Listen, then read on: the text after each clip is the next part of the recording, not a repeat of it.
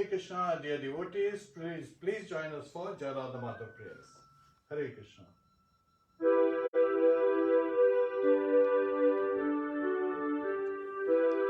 Jai Radha Madhava Kunj Bihari, Jai Radha Madhava Kunj Bihari, Gopi Jana Vallabha Girivardhari, Gopi Jana Vallabha Girivardhari, Yashodanandana Rajanaranjana, Yashodanandana Rajanaranjana, Yamuna Tira Vanachari, Yamuna Tira Vanachari, Jai Radha Madhava Kunj Bihari, Jai Radha Madhava Kunj Bihari, Hare Krishna, Krishna Krishna, Hare Hare, Hare Rama,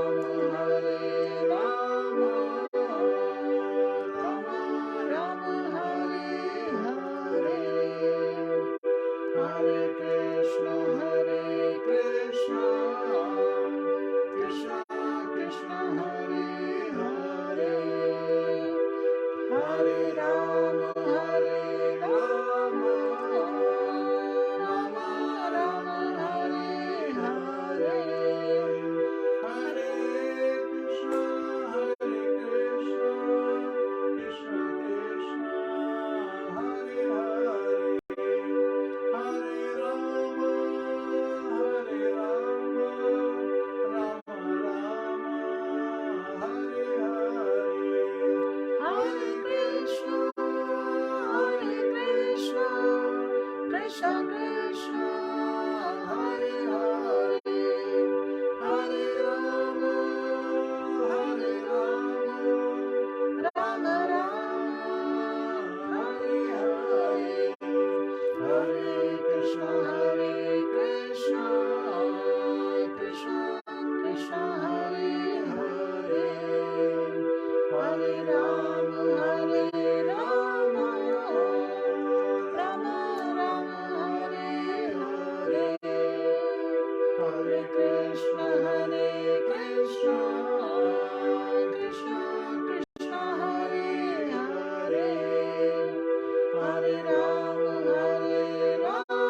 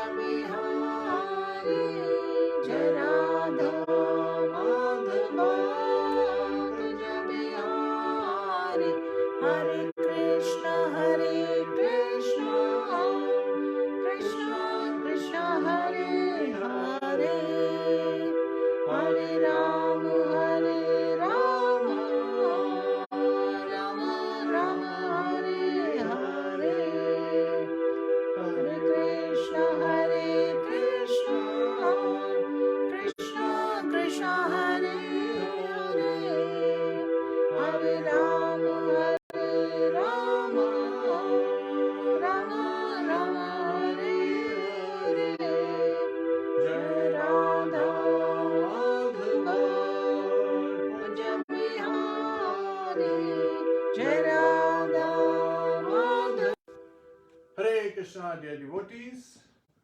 So today, please join us in the Srimad Bhagavatam class. We will be covering Srimad Bhagavatam, Canto 4, Chapter 1, Genealogical Table of the Daughters of Manu. In the previous two sessions, we covered some of the sessions, but this is where we'll be capturing the previous sections, in summary, and then coming to 34th onward. In this particular chapter, we'll be covering the remaining chapter. Hare Krishna. Hare Krishna dear devotees, Hari बोल। सभी का बहुत बहुत स्वागत है, अभिनंदन है। Can they hear me? या, हरि बोल।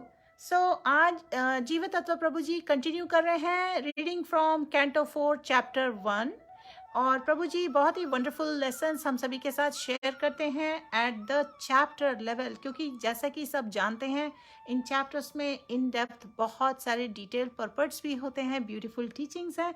तो उन सब को समराइज करते हुए प्रभु जी सबके लिए एसेंस ब्रीफ में प्रेजेंट करते हैं। Please present your questions towards the end. जब class about half an hour में एंड हो जाएगी, आप अपने क्वेश्चंस पूछ सकते हैं। कुछ डिवोटीज जो अभी भी ज्वाइन कर रहे हैं, सभी का बहुत बहुत अभिनंदन है। भीमराव जी, हरे कृष्णा। सौरभ सिंह जी, निधि गुप्ता जी, सीमा जी, हरे कृष्णा। समीरन जी, विवी राजू, परिमला, अनिरुद्ध रॉय, नयन, सोहन, वी हैव प्रसन्नजीत, गीता माता जी, नील कृष्ण जी, शुभम जी, तपस, सुदीप्तो, दिव्यमानी और बहुत सारे व्यूअर्स जिन्होंने आज ज्वाइन किया है, आप सबका बहुत बहुत स्वागत है। So Prabhu ji please continue with the class. Hare Krishna, dear devotees, please join us for Mangalacharan prayers. Om Namo Bhagavate Vasudevaya. Om Namo Bhagavate Vasudevaya. Om Namo Bhagavate Vasudevaya. Narayanam Namaskritya Naram Chaiva Narottamam Devim Saraswatim Vyasam Tato Jayam Mudirye Shratam Swakatha Krishna Punya Shavana Kirtanaha Hridayantasto Bhadrani Vidunoti Suhatsatam Nashtaprayeshu Bhadreshu Nityam Bhagavata Sevaya Bhagavatir Uttam Shloke Bhaktir Bhavati Nashtaki. Hare Krishna, dear devotees. So again, we'll be reading verse Prabhuji, 34. let me put Hare on the Krishna. microphone. Yes. And then they can hear you better. Yes. Srimad Bhagavatam, Canto 4, Chapter 1. Let's cover the first verse because we'll be covering the whole chapter in this session. Hare Krishna. So Devi will be sharing the link so that you can join us in the recitation of the first verse. Srimad Bhagavatam, Canto 4, Chapter 1. The title of the chapter is Genealogical Table of the Daughters of Manu. I just shared the link. Thank you. So Srimad Bhagavatam, Canto 4, Chapter 1, Verse 1. Maitreya uvacha manostu shatra rupayam tisraha kandyasha jagyire akutir devahutischa prasutir iti vishrutaha. Translation by His Divine Grace Sri Bhaktivedanta Swami Srila Prabhupada. Shri Maitreya said, Swayambhuva Manu begot 3 daughters in his wife Shatrupa, and their names were Akuti, Devahuti and Prasuti. So again, Srila Prabhupada in the purport, as we covered earlier, is paying obeisances to his spiritual master in the parampara. So let us, following his example, offer our respect to the spiritual masters. And Srila Prabhupada is preeminent Acharya and the founder of ISKCON, International Society for Krishna Consciousness. So please join us in Guru Pranati. Namo Vishnu Padaya Krishna Prishtaya Bhutale Srimate Bhakti Vedanta Swami Niti Namine Namaste Saraswate Deve Gauravani Pracharine Nirvishesha Shunyavadi Paschatya Deshitarine Om Jnana Timirandasya Jnananjana Shalakaya Chakshurunmilitam Yena Tasmai Shri Guruve Namaha Mukham Karoti Vachalam Pangum Langhayate Girim Yat Kripatadaham Vande Shri Gurum Dina Taranam Shri Krishna Chaitanya Prabhu Nityananda Shri Advaita Gadadhar Shivasadi Gaura Bhakta Vrinda Hare Krishna Krishna Krishna Hare Hare Hare Rama Rama Rama Hare Hare. Hare Krishna, dear devotees. So sometimes when we read this starting of the first canto, and this is, let's look at the background. What is the setting? This is the recitation, the narration is being given by Maitreya Muni to Mahatma Vidur. And this narration is again recited by Shukdev Goswami at the bank of Ganges to Maharaj Parikshit and a great assembly of sages. And they are great sages like Devashi Narad himself, Vyasdev, Devala, Asita, Vishwamitra, Vashishta, and many other great sages, they are present. And in that assembly was also Sutta Goswami. So later on, Sutta Goswami, when he visited Naimisharanya, where there were sages under the spokesperson, the leader was Shaunaka Rishi. So under his instruction, they were performing yagyas to ward off the effect of this Kali age. And when they saw Sutta Goswami, they said, oh, very nice, now we'll have some Bhagavata class. And so welcome Sutta Goswami. So Sutta Goswami is reciting Naimisharanya and later on the same narration. Now sometimes people are wondering in Srimad Bhagavatam, how is it that Manu's progeny is being described and so many other devotees, their lifetime is being described. Why not about Lordship? Because again, when we read about the devotees, when we glorify the devotees and see their activities, Lord smiles on us. And when we sing the glories of the Lordship, then the devotees they smile on us. So we get blessings both ways. And sometimes it's more opulent when we glorify the acharyas, the devotees, because then the acharyas and their, in disciplic succession, they all give blessings to us in addition to the Lordship, so which is even more loving. And Radharani becomes more compassionate because they realize that yes, we are grateful for the gift that we have received. And we cannot be more grateful, to Srila Prabhupada, because this is life and soul. He's providing a Srimad Bhagavatam, which was even rare at the time when Chaitanya Mahaprabhu was here. Only few copies were there. Gadadhar Pandit had a copy, Jiva Goswami had a copy, so it was very rare to find Srimad Bhagavatam. But today, in these times, it is glorious that by the mercy of Srila Prabhupada and by the instruction of his spiritual master, right, Srila Bhakti Siddhanta Saraswati Goswami Maharaj Prabhupada, we are able to get Srimad Bhagavatam and we can read from Srimad Bhagavatam. And it's easily available even on web.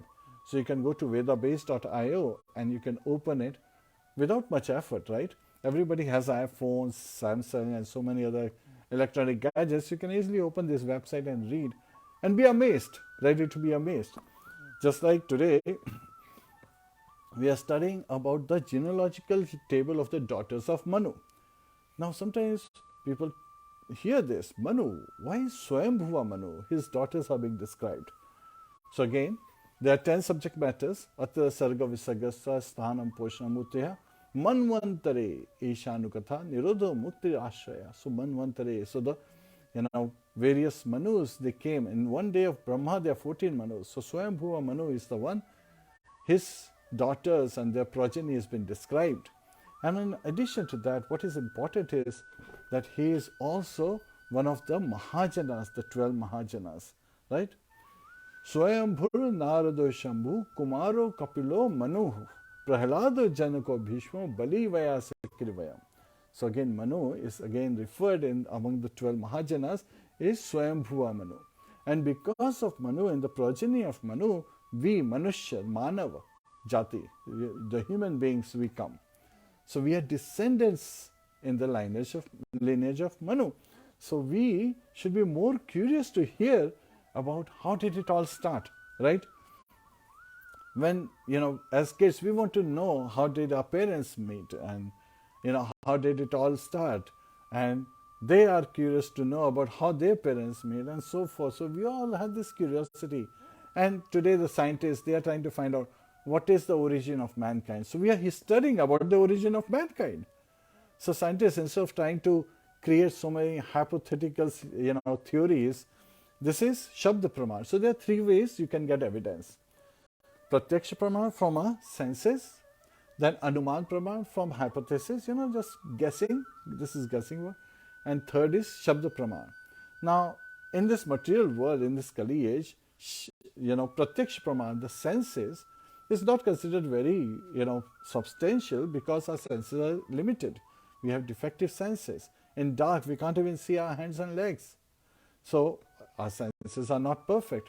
There are 4 defects in this material world that exist. So, limited senses or defective senses is one. Second is propensity to cheat, propensity to make mistakes, and propensity to be delusion. So, these 4 defects exist, so we cannot accept a perception to be the right evidence. Now, Anuman is guesswork, right? Who would call a guesswork to be the right evidence? That's like, Hawaii Kile banana. Now, they are Hawaii Kile, means they are castles in the air, right? So, it is very difficult to substantiate as what really happened. Now, that's why the third one, Shabda Praman, the written evidence through the scriptures, bona fide scriptures, not just any other scriptures, but bona fide scriptures, and especially the scriptures coming from Srila Vyasadeva. They are bona fide, and so we pay attention. And sometimes people even question that. They say, oh, Vedas, again Sam Veda, Yajur Veda, and all these Vedas were written before Srimad Bhagavatam was written. In first canto we covered that even after writing all the Vedas, Srila Vyasadeva, he was not very satisfied. Why? Because he could understand that people will use the flowery language of Vedas in this Kali age. So, in the past, Vedas is also referred to as Shruti, that it is transferred from generation to generation just by hearing. But Vyasadeva realized that in this Kali age, men are not going to be very intelligent, right? What are the symptoms of people in this Kali age, right? So, people, prayena alpayusha sabhya. So, in this Kali age, they have alpayu, kalavasmin yuge janaha, and they are quarrelsome. Manda, they are lazy, sumanda mateo, and not very intelligent, they are less intelligent. Manda bhag, and they are unlucky. And here upraduta, and they are constantly disturbed. So these are the symptoms of this Kali age. So in this Kali age, Srila Vyasadeva realized people would not have the great minds, the ability to just hear once and remember forever. The tendency to forget is there, right? Back in school, we used to have fun. There were students who were like reading the whole book, and we were always having this theory: the more you read, the more you forget, and the more you forget, the less you remember. So we have limited space, so pick up the best points, the salient points, and memorize them very well. Well, read through the whole thing, but at the same time be specialized in the specific areas, so that when you go for the exam, you have 5 out of 8 choices. Hopefully you'll have those 5 questions that you can answer, instead of trying to get expert in all 8 and not being able to even answer 3 questions properly. So these are some of the ways we kind of like learn things. So some of the things that we used to do in school is very useful, because when we read Srimad Bhagavatam, we focus on that verse, the chapter, and then we go in depth.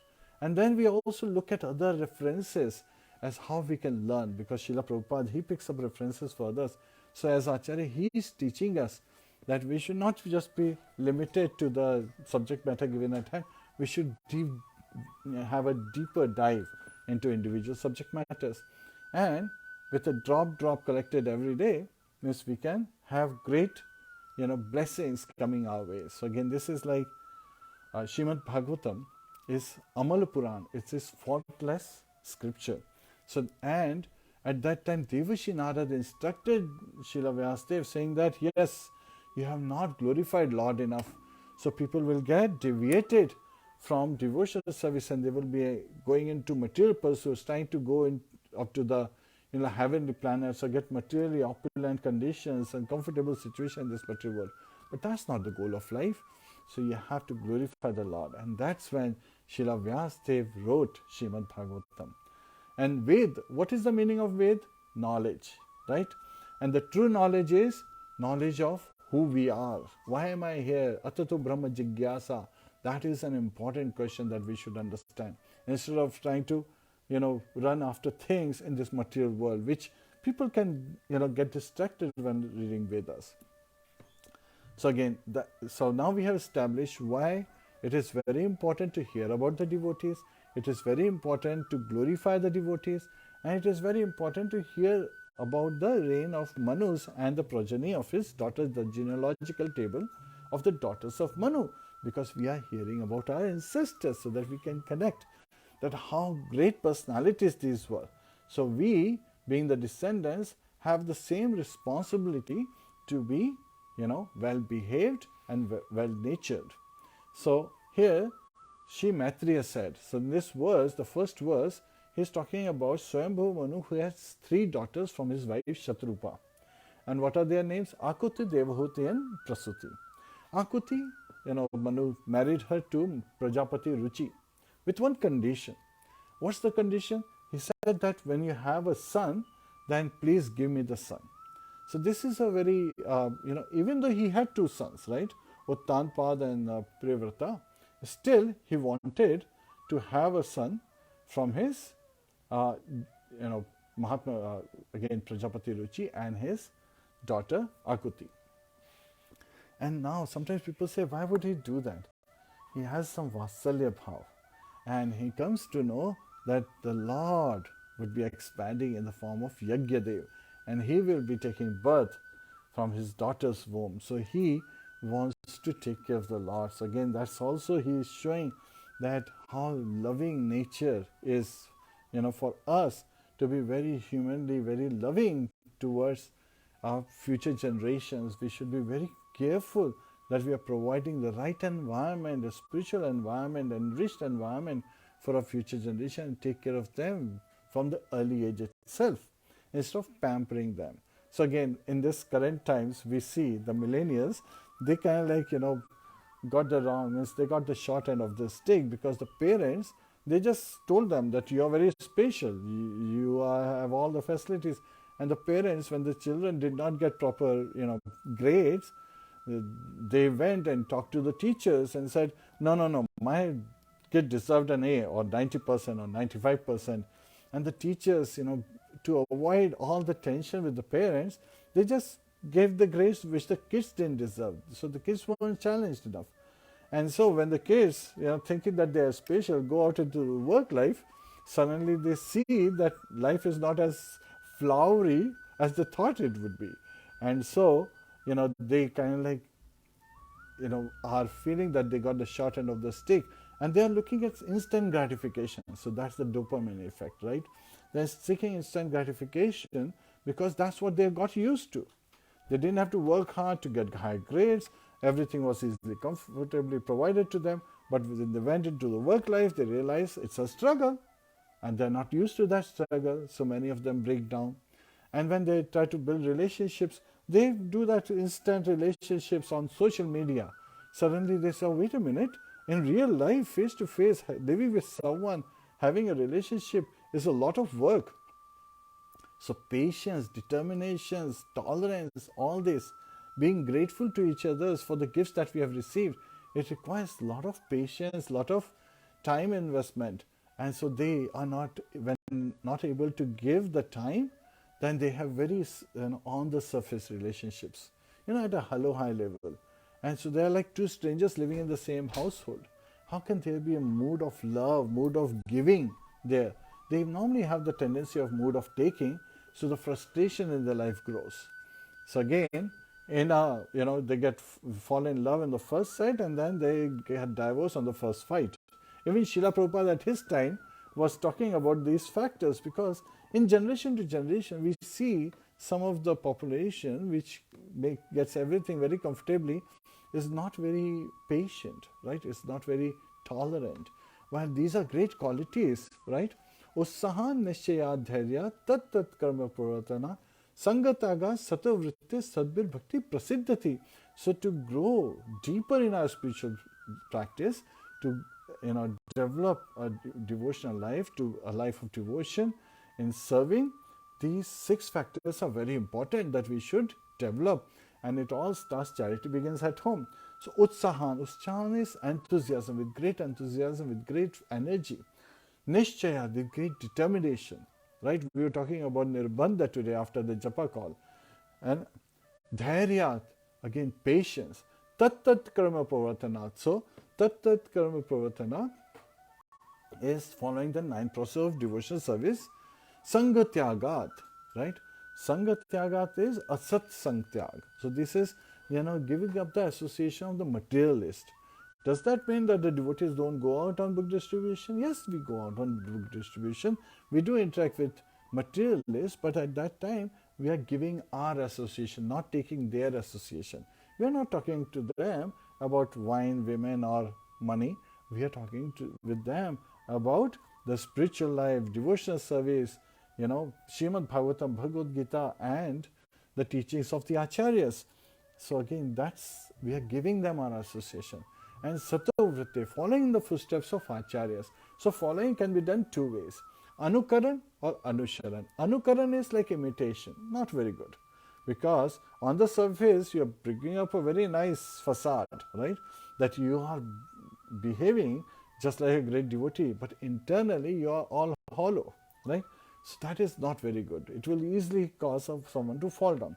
But Anusharan, taking shelter of the instructions of the acharyas, of the spiritual masters, is very important, because that is the right way of following. Just like Srila Prabhupada, he took shelter of the instruction of his spiritual master that he received 11 years before he even got initiated. In 1922, he met Bhaktisiddhanta Saraswati Maharaj, Srila Prabhupada, and when his spiritual master said that so he was not initiated at that time, but he said that English, so why don't you preach, translate these books and preach them to the English world.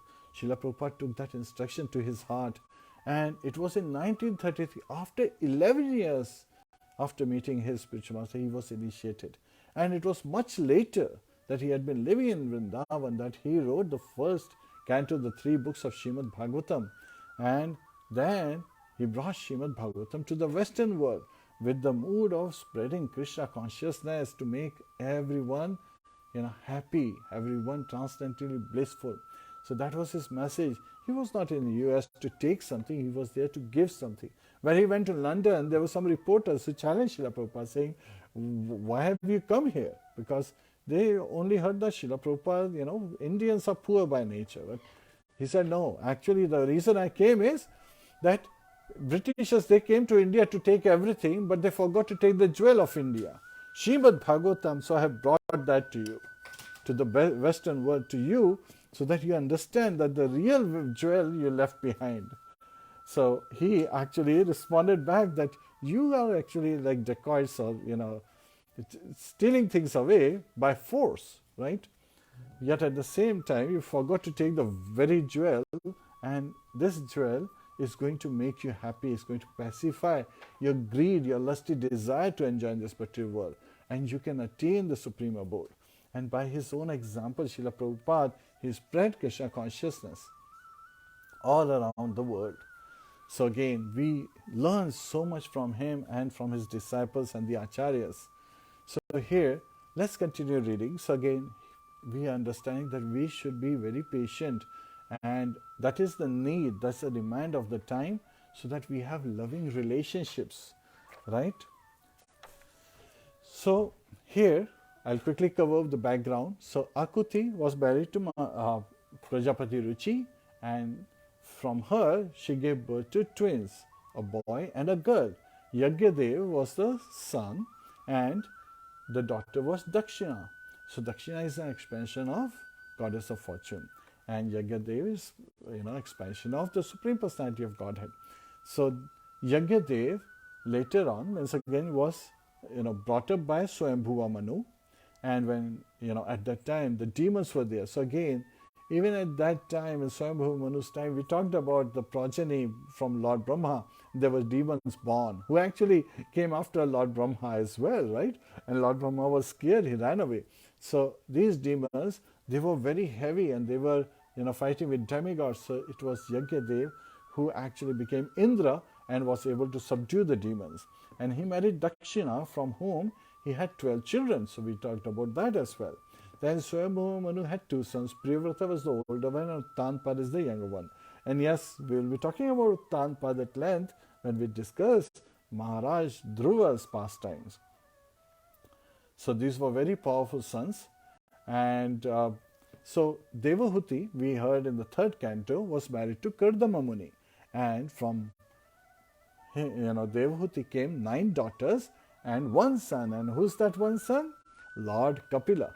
Kapila Muni is the son from Devahuti, and he is Supreme Personality of Godhead himself, and he spread, Sankhya Yoga, the analytical knowledge and analytical study of, devotional life, spiritual science. And so he imparted that knowledge to Devahuti, by which she attained perfection. And now, Prasuti was the third daughter who was married to the son of Brahma named Daksha. Daksha means expert. So he is expert in creating progeny, in increasing the generation, future generation. That's why his name is Daksha. And he is the leader of the Prajapati. So again, we'll be hearing later on in this chapter about Daksha a lot. So in 4th canto, Daksha is like almost, his 2 lives, not just 1 life, but 2 lives are covered. And because he is an expert in his first and second life. So the 9 daughters, they were married to various sages. That has already been covered by in the 3rd canto. But here their progeny is being described. So Kardama Muni's daughter Kala was married to Marichi and gave birth to 2 children. Their names were Kashyapa and Purnima. So these 2 sons were born, and we hear Kashyapa again was married to many daughters of Daksha, and of course Aditi and Diti. They are very important because from Aditi came Adityas, from Diti came Daityas. So again, their dynasty is coming from mothers, not from fathers, from mothers.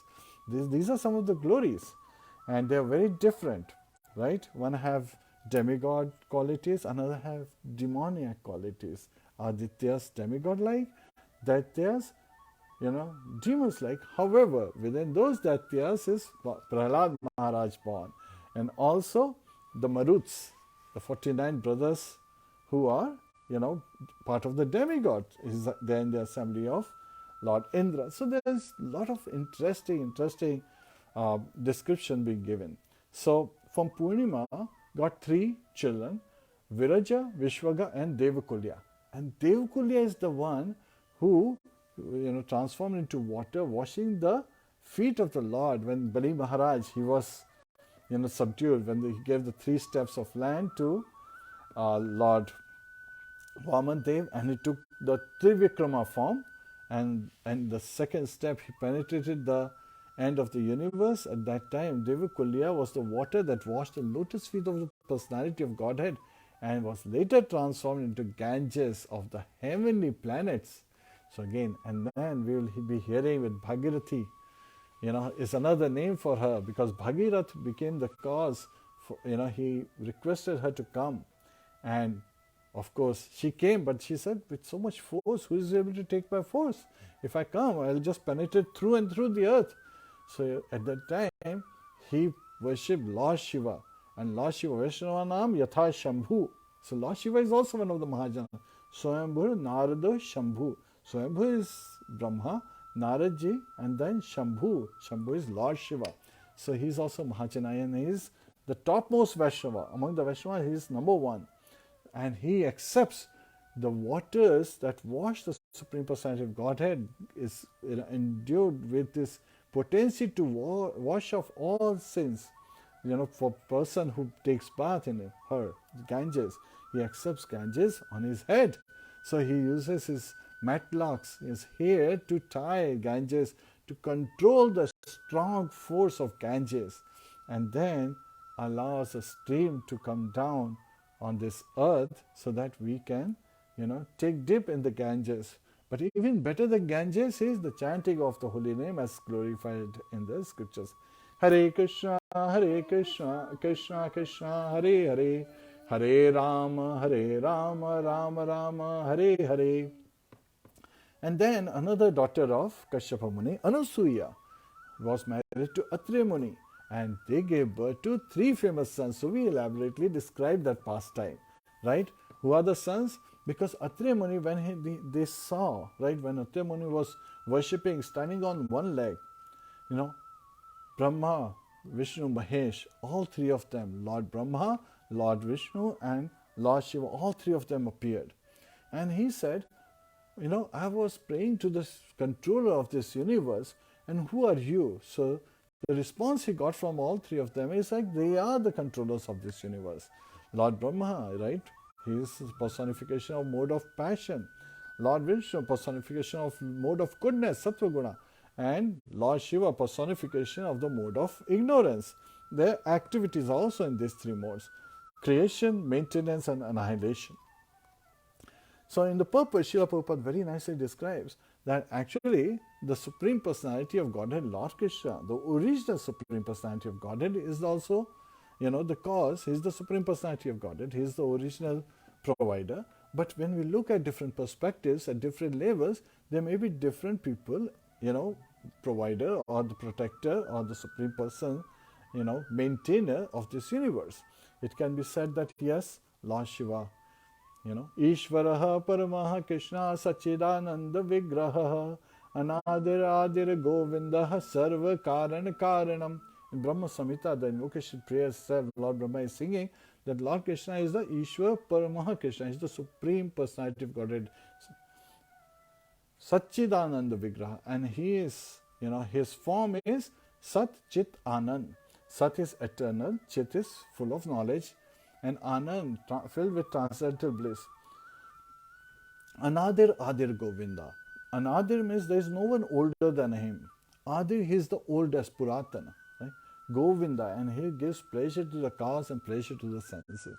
Sarva Karana Karanam, he is the cause of all causes. So yes, he is the cause of our existence as well.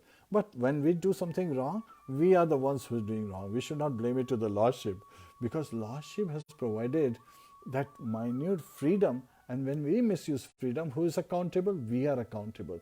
So we are responsible for every act that we take. So here, yes, Lord Krishna is the original Supreme Personality of Godhead. From him came Baldev.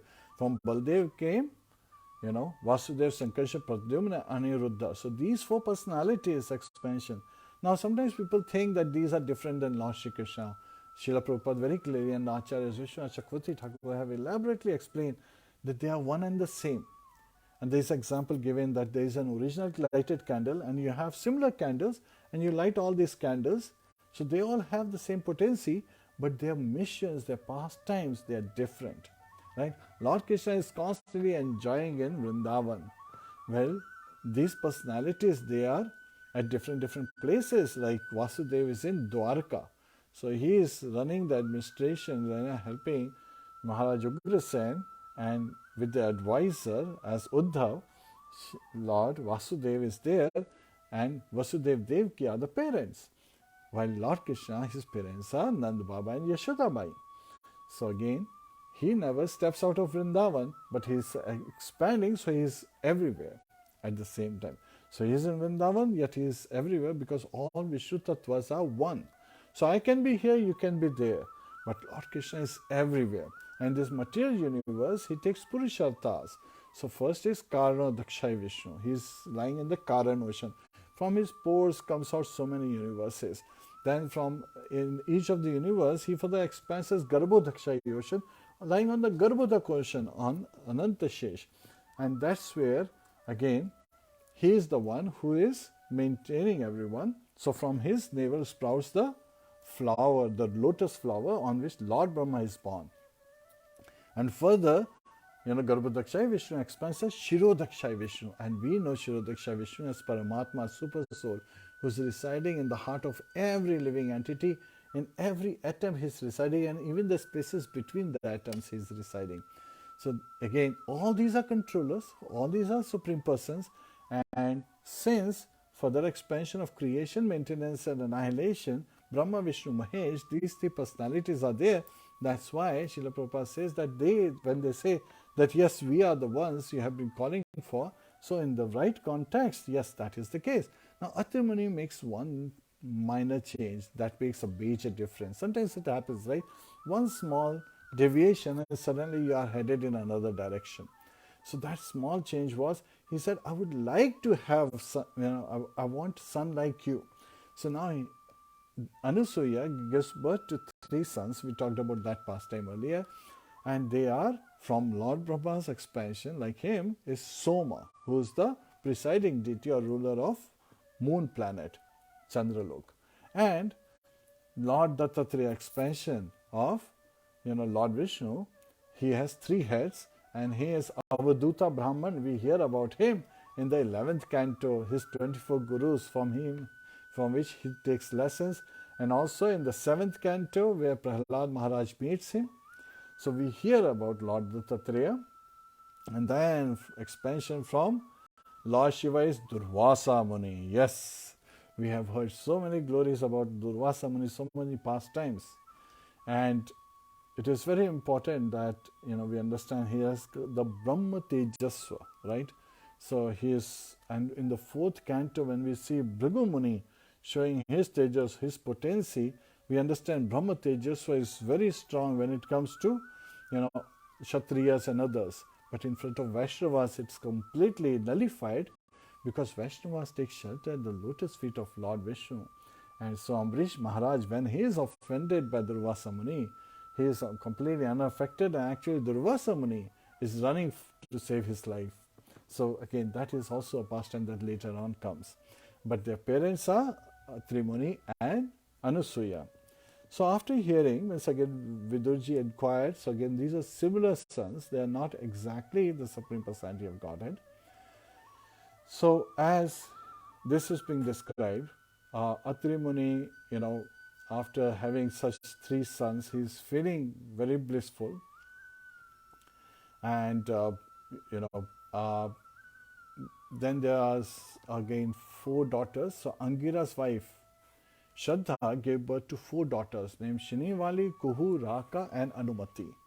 And they also had 2 sons, besides these 4 daughters, Uttaya and the learned scholar Brihaspati. Now Brihaspati, sage Brihaspati, is the spiritual master of the demigods.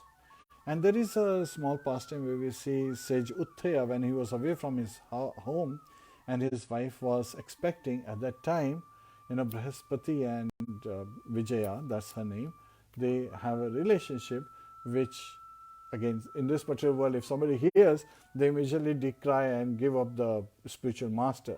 But here we are seeing an example that the momentary fall down of a great personality like sage Brihaspati, but still he stays as the spiritual master of the demigods. They don't give up, because there is a spiritual side and there is a Maya is very strong. So this is where Srila Bhakti Siddhanta Saraswati Maharaj always used to say that he would like his disciples to understand that Maya is very strong.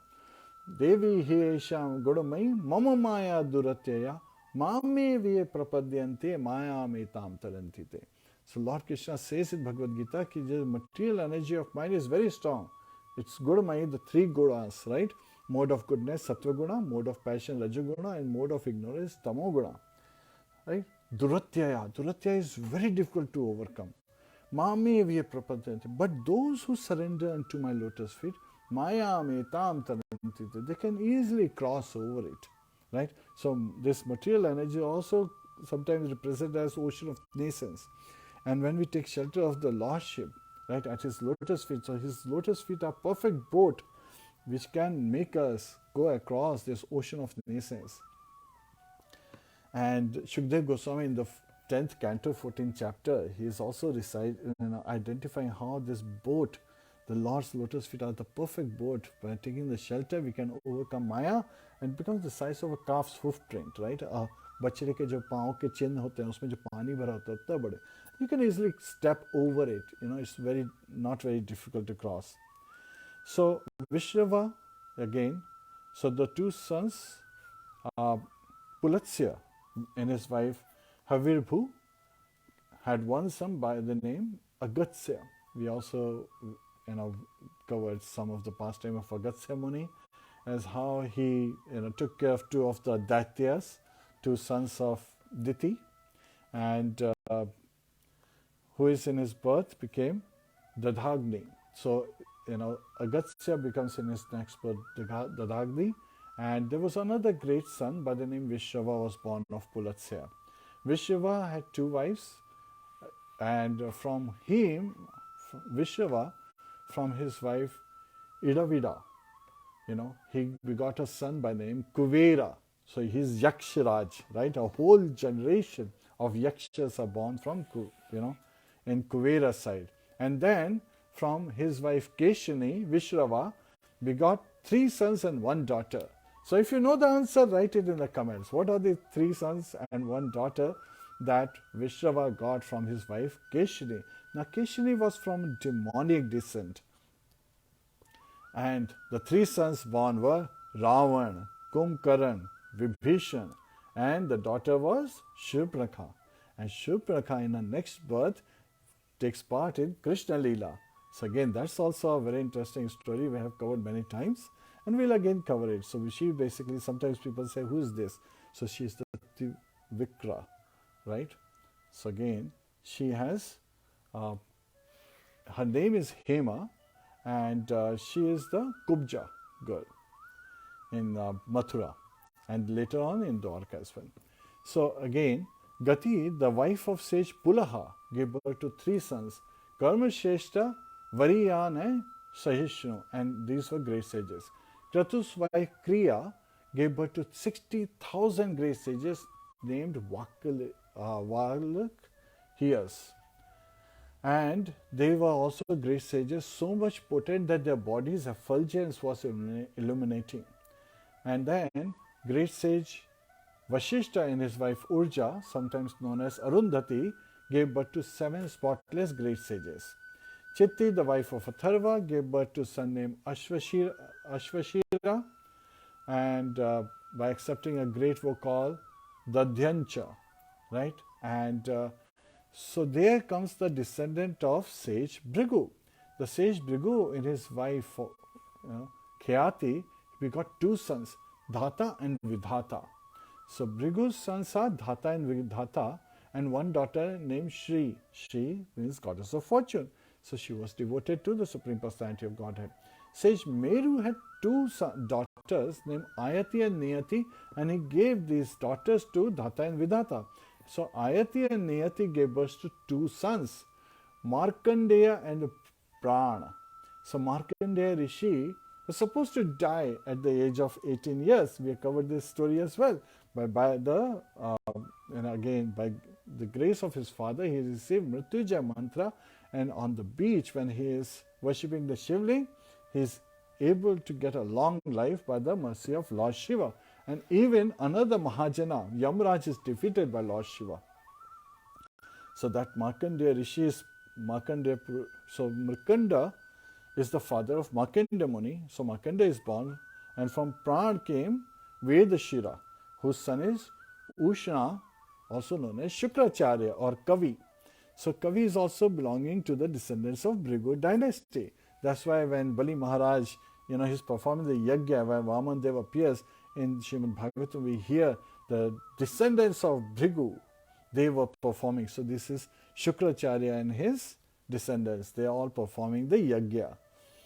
And there are also times where the descendants of Bhrigu were attacked by the demigods, and his wife, Bhrigu's wife, she was able to protect them by her potency.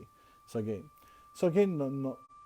here Maitreya Muni is describing how the progeny is, continued to increase, and Prasuti was married to Daksha, and from Prasuti he got 16 very beautiful, lotus-eyed daughters, and 13 of them were married to Dharma, and 1 daughter was given to Agni.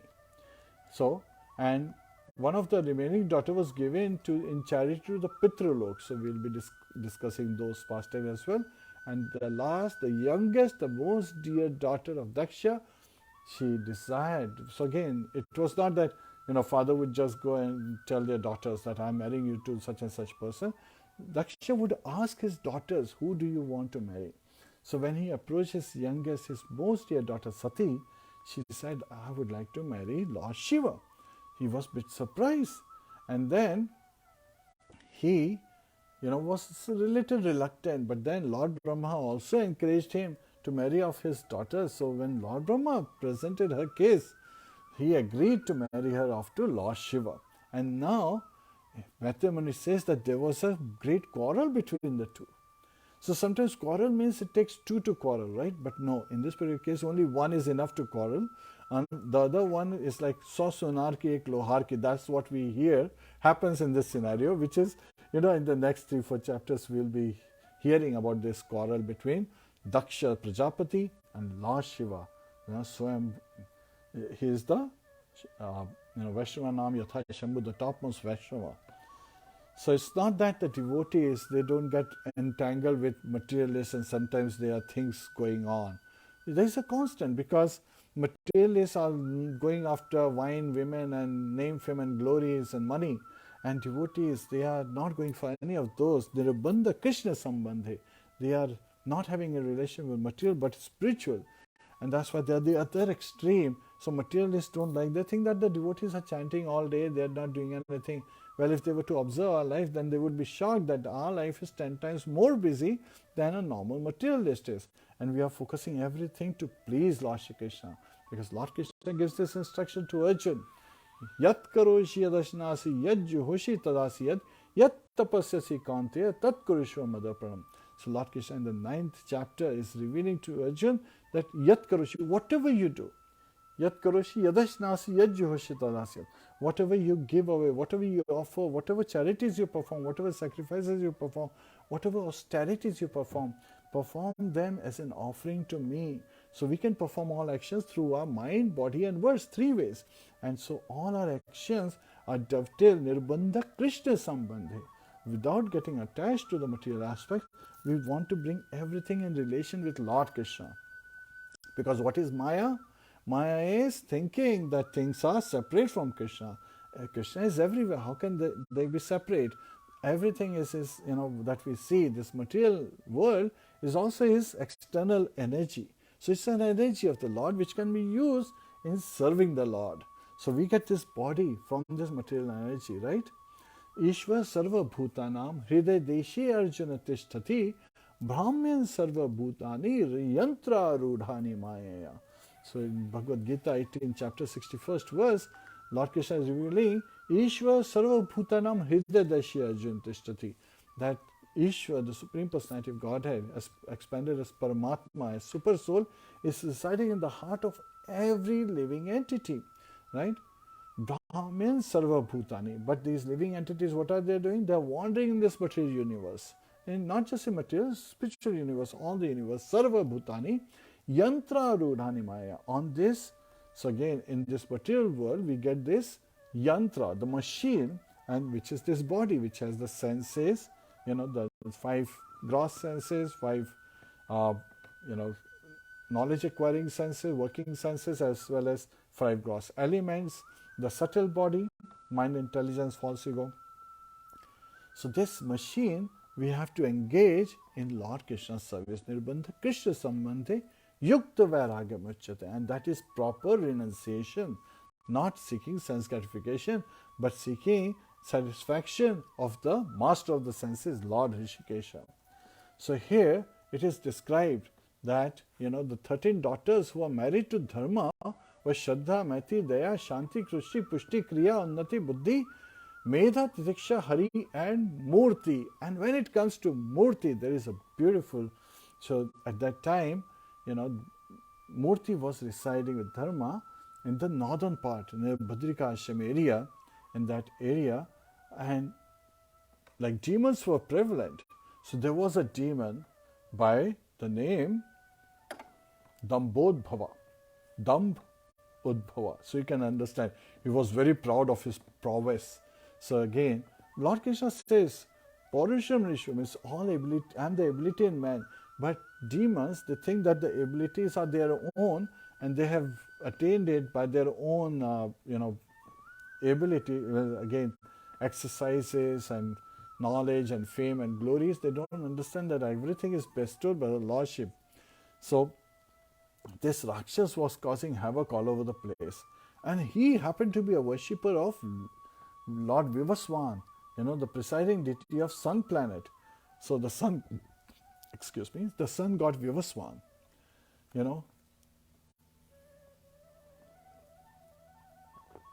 was his presiding deity, but he was a demon. And demons are always engaged in, materialistic activities, seeking name, fame, and glories, right? Running after wine, women, and money. So he was causing havoc. He was, because he was so powerful. There is a concept of jiski lati uski bhans, right? So he was snatching away people's wealth, property, and so forth, trying to enjoy them himself. And but he was a great worshipper. So sometimes, like Bhasmasur, we hear about him. Like, he satisfied Lord Shiva. So similarly, he worshipped the sun god Vivaswan with so much opulence that sun god became pleased. And he said, my dear devotee, ask, what do you want? Now, what does a demon want? A demon wants, he's always afraid of death, right? Everyone is, from materialistic perspective, nobody wants to Janam, Mrityu, Jara, Vyadhi, Dukha, Doshanudarshanam. In this material world, these are the 4 kind of miseries you go through. The taking birth, very painful activity, we talked about it in the 3rd canto. Mrityu, again, death, very painful. Jara, old age. Yes, when we become old, we can't even see, we have to put on glasses. We can't even hear properly, and all our senses diminish. Vyadhi, disease. This is the pandemic times. Now the Delta version of, COVID-19 is spreading all around the world. So again, we can all relate to it. So many people are dying. Millions of people are dying. So, dukkha doshanudarshanam. So again, these are miseries. So this material world is a place of misery, and it's temporary. So nothing lasts forever. Even the happiness that people get is flickering in nature. It's actually, the material happiness is like, mirage in the desert. It's not really happiness.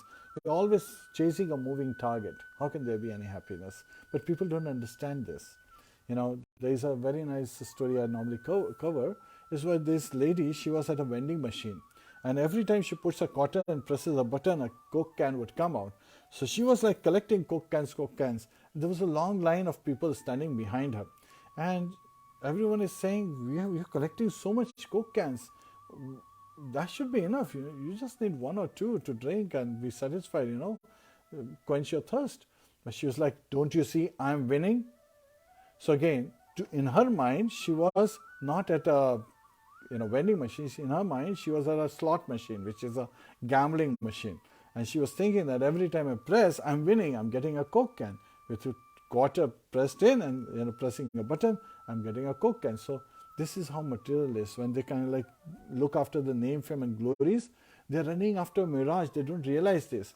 And by their example, that they are getting whatever name, fame, and glory by collecting, because everyone was talking about this woman, right, who's collected so many cans of Coke. But no one is, but some may be thinking, oh, this must be something very important that she's collecting so many cans. So they find other vending machines and they start doing the same thing. That's following example. This is transfer of desire. So we have to be very, very careful that we don't go through this transfer of desire just by seeing others doing things and thinking it is a great thing and losing our precious time. Chanakya Pandit has said that even if you give the goal of this whole world, you cannot get 1 extra second, 1 extra moment of your life. So every moment of our life is very precious, and we want to optimize the return on investment, and the time is money, right? So how do you optimize the return on investment? Just by taking to the chanting of the holy name. Hare Krishna, Krishna Krishna, Hare Hare, Hare Rama, Rama Rama, Hare Hare. And chanting of the holy name is a prayerful cry that we have for the Lordship and Mother Hare, Mother Radha, that please engage us in your devotional service. And that is our true position, Jivera Sarupaya Krishna Nityadas. So when we engage in our devotional service, then we transcend the 3 modes of material world and material, modes of material nature, and we are at the transcendental absolute platform, and the Lord is dancing on our tongue when we are chanting. So while we are praying for the, to engagement in devotional service, it is also the devotional service.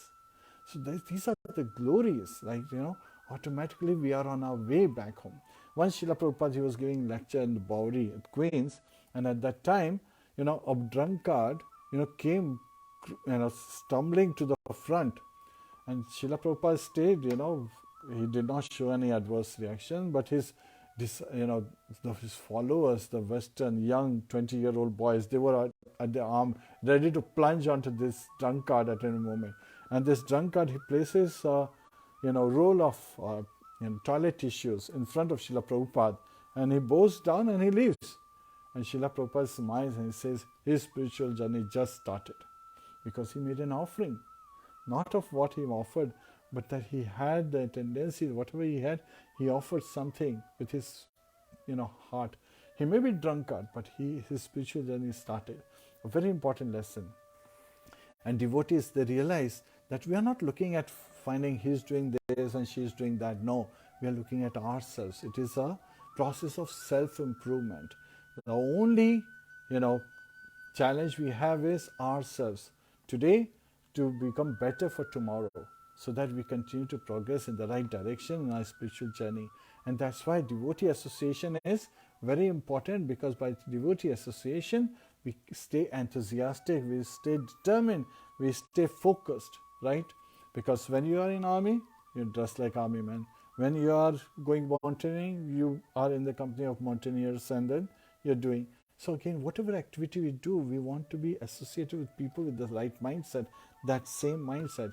So that's why devotee association is paramount.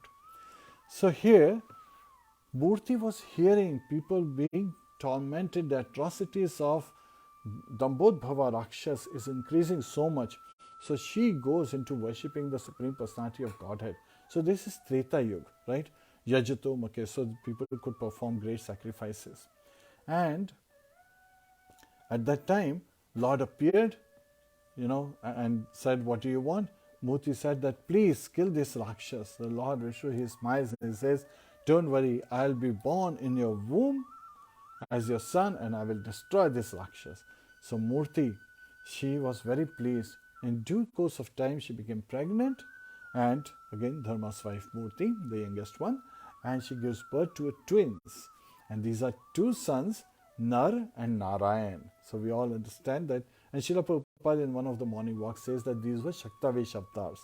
Because there is description in this story that comes, and Lord Krishna, he is the Supreme Personality of Godhead.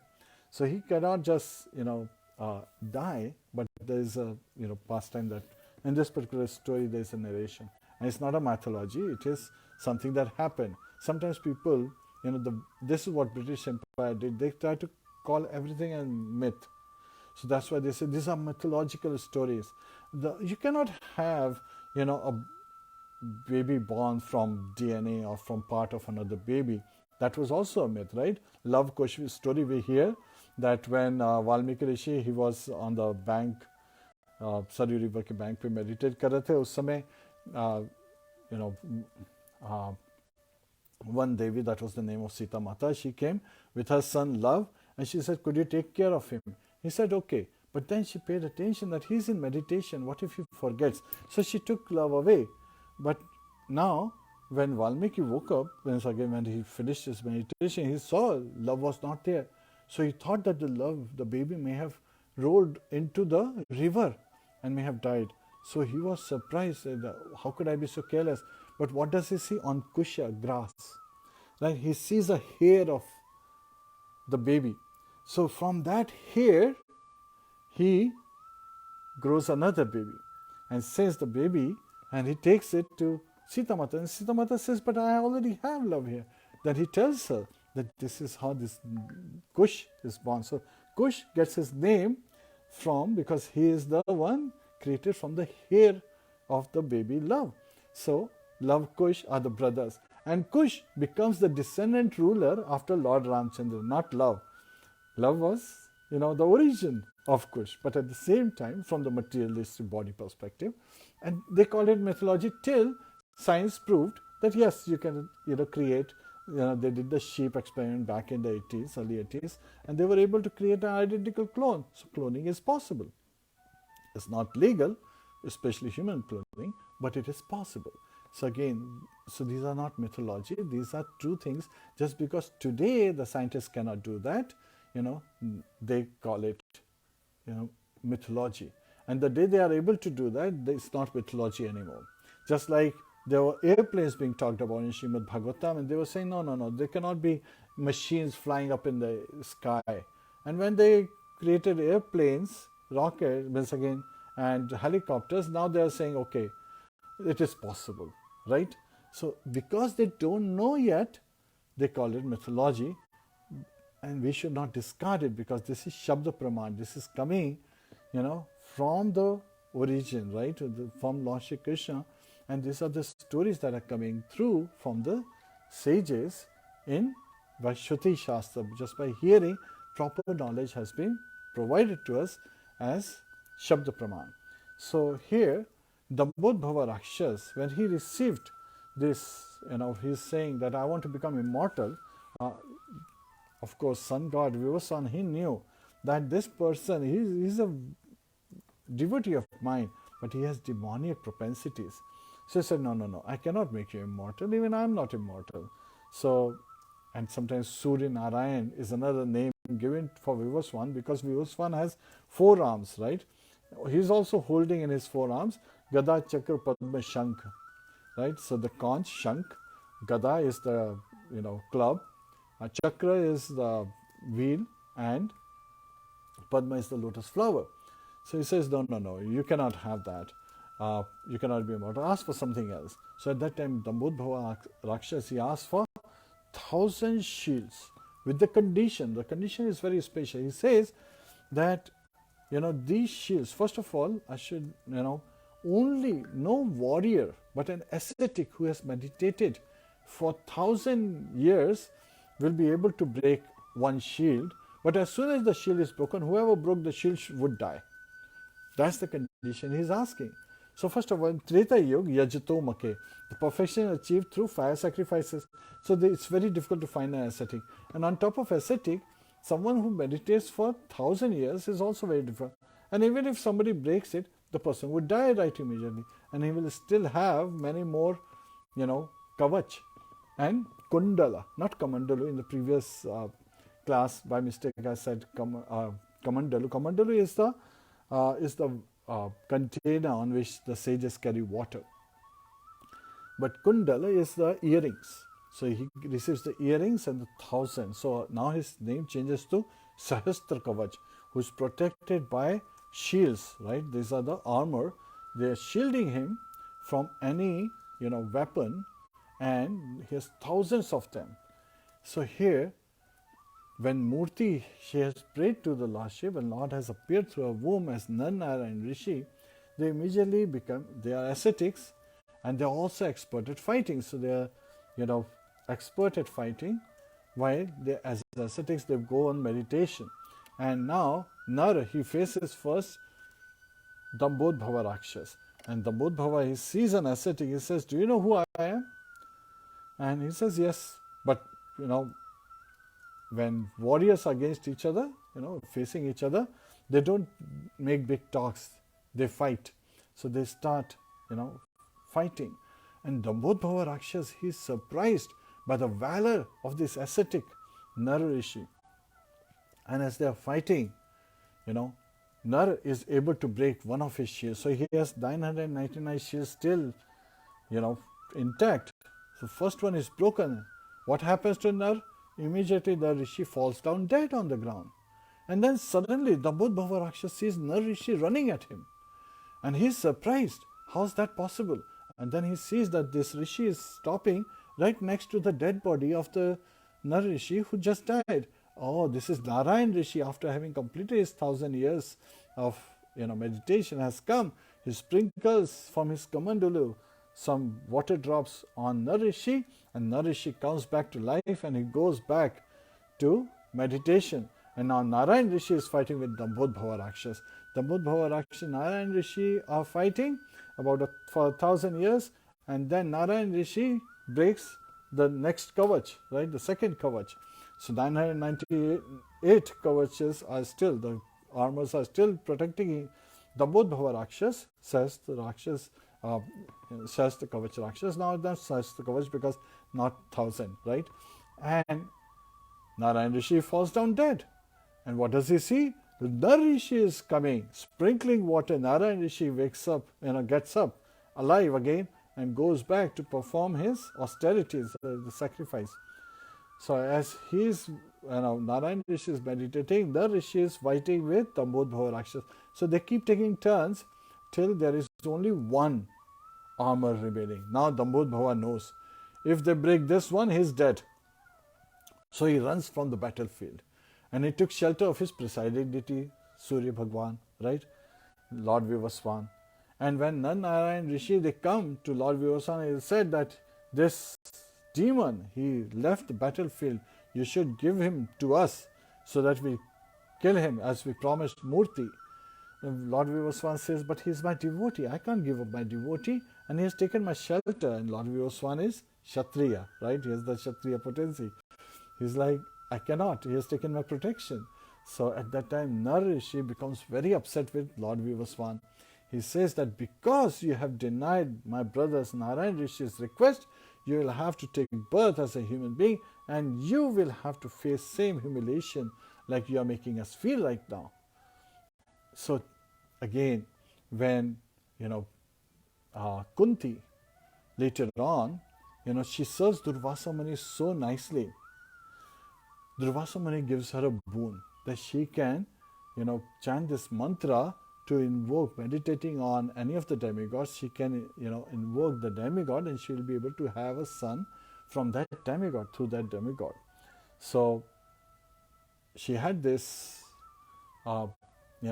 boon, and once she was sitting, looking out of a window from a palace, and she sees the sun at the sunset time, and she is feeling that sun is so amazing, and she wanted to try out that mantra. So she calls that, she chants the mantra, remembering Lord Vivaswan, the sun god. And lo behold, Lord Vivaswan, as Surya Narayan, he appears in front of her. And she is shocked. She said, no, I was just trying this mantra. And Lord Vivaswan says, wait a minute, means the boon is that you have to have a son. But because you are not married yet, I will keep your, chastity intact. So she gives birth to Karna. Karna refers to ear. And so Karna is Dambodhava Rakshas, taking birth through her boon and part of sun god, right? And that's why there is a father in every son. So Vivaswan, so when we hear about Karna, his life story, we see that how much time he was feeling humiliated, how much time he was not getting what he deserved, yet how many times we also see his demoniac side, that's Dambodhava Rakshas. So we see two personalities in Karna. Danvir Karna, that quality of giving charity, is from Surya, Vivaswan. And the demonic propensity to engage with, in the company of Duryodhan, right? His Kali personified. Duryodhan's next birth is Kali age, right? Kali personified. So he is very quarrelsome. Duryodhan means one who creates quarrel very quickly. He starts war, right? And his association is very demoniac. And Karna has the association of Duryodhan because the Bodhbhava Rakshas, that propensity of like-minded people, they stick together, right? Birds of same wing flock together. So that's why they are gelling so well as friends. And they are very dear to each other because demons, they also have this kutumba feeling, right? This is our group. So here, Karna, now we all know that this kavach is there. And on the battlefield of Kurukshetra, now sometimes people say, oh, at the Kurukshetra, Arjun should have died because when he kills Karna. Well, there is a solution. Why did he not die? Because, Indradev, who is the seminal father of Arjun, takes the form of a Brahman, and every morning when Karna was giving out, and actually Karna was visited by Vivaswan just the night before by, to give him the warning that next day Indradev will come asking for charity and he should not give the charity. Karna says, I cannot do that. I am known as Danvir Karna, right? Even that's why during Rasya Yajna, Karna was, entrusted with this responsibility of giving charity to the sages and to the Brahmanas by Maharaj Yudhishthira. Everybody knew his great qualities. So he said, no, if he asks for, my life, I'll give my life. So if he's asking for my kundala, means my earring and my kavach, I'll gladly give it to him. Then at that time Vivaswan said, okay, you give it to him, but then you can ask him to give you something in return and ask for the Pashupati Shastra. If he asks you to take a boon, ask for the Pashupati Shastra, which is Lord Shiva's weapon, Indra has for the time being. So that way you will still be victorious. So Karna, when next day he sees Indra as Brahman and he says, what do you want? And Indra, in the form of Vesha of a Brahman, disguised as a Brahman, he says, I would like to have your kundal, your earrings and your kavach. So he gladly takes out that kavach. So the 1000th one was never broken, so Arjun doesn't have to die. And the kundals, the earrings, they accompany the kavach. And so now Indra takes his original form. He says, I'm very glad, means that's why you're glorified as Danvir Karna, because he is a valiant warrior and he gives the final armor which was asked. Whatever was asked, he gave. So what do you want? So Indra places this he gives this statement. So Karna says, I would like to have Pashupati Shastra. Indra understands, oh, I made a mistake, I should not have asked him. Nevertheless, he gives a Pashupati Shastra with a condition that it can only be used once. So the Pashupati Shastra can only be used once, and Karna says, I will use it against Arjun. However, when on the battlefield, what happens next day? That Bhima's son, Ghatotkacha, he is creating havoc on Duryodhana's army. And even Duryodhana is very much injured. And he's like, Karna, come and help me. What good is it if I am dead? So at that time, Karna is forced to use Pashupati Shastra. And so when that is gone, everyone is lamenting that Bhima is asking his son Ghatotkacha to increase his size and kill as many soldiers on the other side. And everyone on the Pandava side is weeping as Ghatotkacha is falling on the battlefield, dead. But Lord Krishna is smiling, and Bhima sees Lord Krishna is smiling. He says, my son just died and you are smiling? He said, no, my dear elder brother, my dear elder cousin, because Bhima was older than Lord Krishna, so he would address him as Bhrata, right? My elder brother. I'm not smiling that your son died. I'm smiling that now Arjun shall live. That Arjun will still be able to survive the battlefield, because this Pashupati Shastra was meant for Arjun. But your son is glorious that he, used away that great weapon, So again, Karna can't use it. And when Karna and Arjun came in front of each other, there is also an interesting thing. The glories of Lord Vivaswan in Karna, his Amsha, right, as Amsha, and Dambodhava Rakshasa is also in Karna, is like he defeated Nakul, Sahadev, Bhima, Yudhishthir. Battle was over at that time when he defeats the king on the other side, but he was so much focused. This is Dambodhava, running after name, fame, and glories. He wanted to kill Arjun, his focus. So he deviated from the goal of the battlefield, which was to defeat Yudhishthir. He said, I give you Jivan Dan, I give you life. And he heads towards Arjun. And then when he's fighting with Arjun, at that time, earth did not support his chariot. So he came down. Actually, he used that as a reason because of the curse of Parshuram. Parshuram understood that this boy has to be a Kshatriya. Even though he is appearing as a Brahmin boy, he's appearing like a non-Kshatriya, but he is actually a Kshatriya. So he gave him the curse that when you will need my,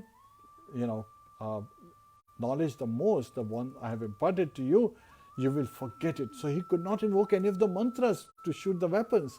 And he realized that. So he used this as an excuse that sunset will happen and the day will pass while he'll try to take the wheel out. Krishna understood it. He pointed to, while Karna was saying, don't shoot, I'm taking out the wheel. Krishna told Arjun, no, Arjun, he's using an excuse, kill him right now. And Arjun shoots the weapon. So this is, Arjun is none other than Nar Rishi. Lord Krishna is Narayan Rishi. So again, Narayana expansions of Arjun and Krishna. So he kills, Arjun kills Karna, and when Kunti comes after the sunset, she identifies him to be the eldest of the Pandavas. And all the Pandava brothers are grieving. Lord Krishna already knew before Kurukshetra war, when Bhishma Pitama had already said, Karna, you will not enter the battlefield until I am there. So again, you will not be there while I am on the battlefield. Lord Krishna had already approached Karna and revealed to him that your presiding, your worshipable deity, the, Vivaswan, the sun god, is actually your father. And you are the eldest of the Pandavas. You can join the Pandavas side and you will become the, the emperor, from that perspective. And even Duryodhana may not be willing to fight at that time. But Karna, because of the bodhbhavas, the demonic propensity, did not take to the nice advice that the Lordship had given him.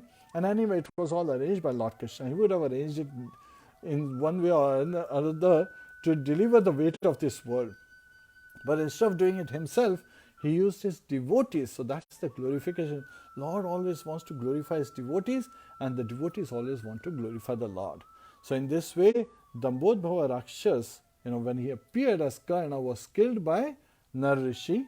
And from the life of Karna, we also hear as how he had to face various level of humiliations, not getting his rightful position because of the curse of Nar Rishi when he refused Narayan Rishi from giving the Dambodhbhava Rakshas.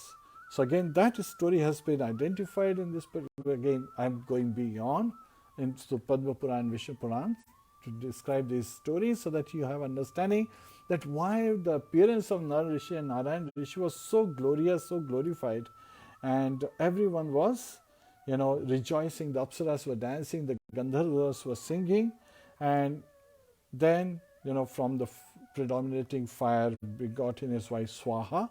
So Swaha is wife of fire god. 3 children, Pavaka, Pauman and Shuchi, and they were just like fire. So again, and then they had 45 descendants. So that's why when it comes to the talking about fire gods, we're talking about 49 of them.